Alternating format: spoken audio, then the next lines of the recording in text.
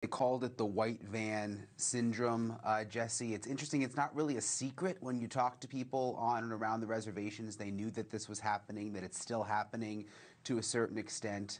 And we went out to that graveyard, and you see the markers there. There's not even names on some of them, just John Doe.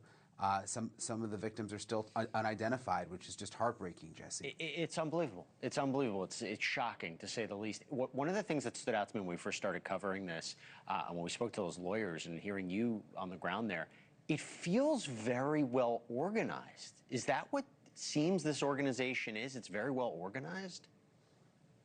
Yeah, it was very, very organized, and there was a lot of money to be made. I mean, some of these sober houses and sort of fake rehabs made up to $650 million just per establishment. The state has really started to crack down on the financial element of this, but the concern among the Native Americans I spoke to in the community is that while there have been financial crimes charged, there's been no human trafficking charges, there's been no murder charges, there have been no rape charges, and there are still people missing. We got a statement from the state. I want to read part of it to you, Jesse. It says, "We recognize the pain and suffering caused by behavioral health fraud and abuse, including the significant impact this crisis has had on tribal nations and vulnerable people across Arizona. AHCCCS, which is the state agency employees, work every day to deliver health care to Arizonans and played a critical role in uncovering and addressing the behavioral health fraud scheme.